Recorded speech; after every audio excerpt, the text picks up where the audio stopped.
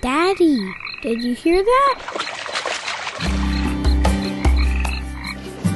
In a real urban setting, you see the value where you have all of this housing and all of this crowding and people caught up in their daily lives, and then you remove yourself to this park that's right in the middle of all of this urban setting.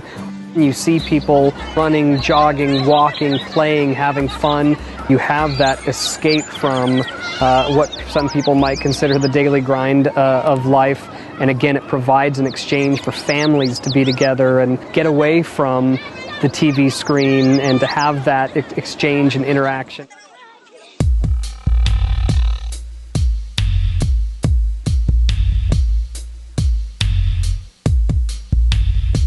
What can compete with the parks? They're their own completely unique place, and you can't emulate that. There's no equivalent to the parks and what people can get out of it. The cornerstone for diabetes and for controlling metabolic syndrome and all of those sorts of things, you'll really come back to having an active lifestyle.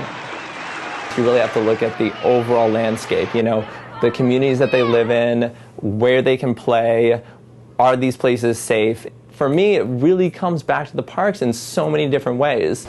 I am 93 years old. I walk in the park each morning. I have walked in it ever since the park opened. Before I went to work, until I retired, and now I still walk. We're out here no matter what, rain or shine, dark or light. In the darkest of winter mornings, we even have a flashlight. But we carry our umbrellas, and sometimes we get a little wet, but it's still wonderfully invigorating, and we thoroughly enjoy it.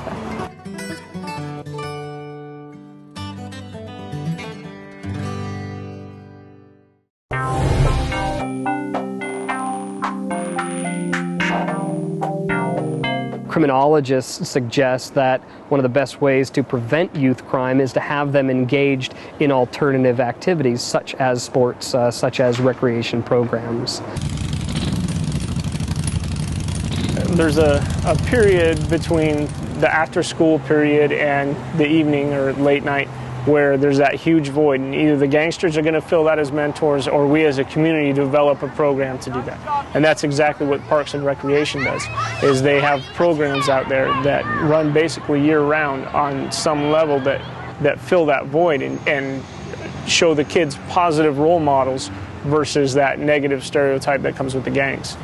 And if we don't continue that, if we don't continue as a community to commit to those programs, then those gangsters are always going to be there to jump on that void.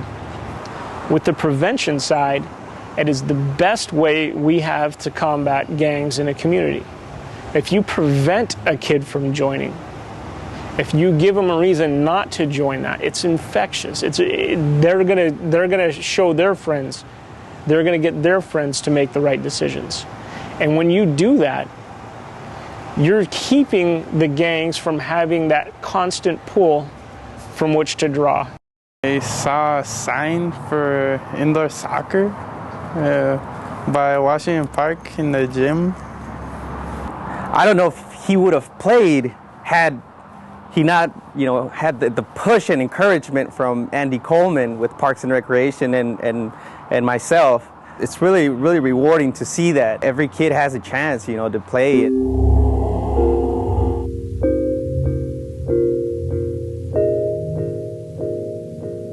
As realtors, we poll our clients all the time, and they tell us that they are willing to pay between 3 and 20% more for a home that's located close to a park.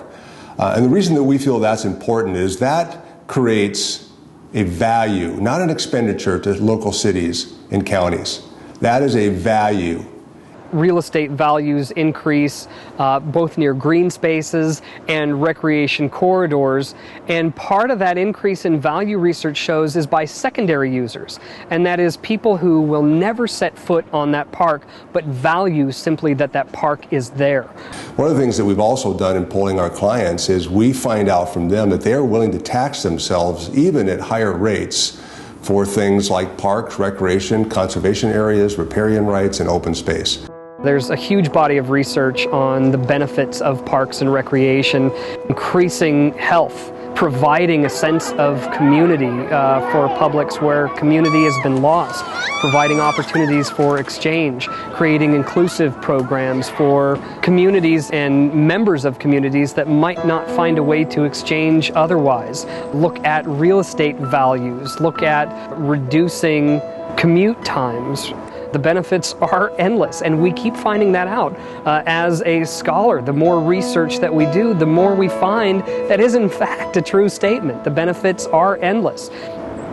Family health, providing a medium for people to exchange in ways that they never would in any other setting, Parks and Recreation provides that.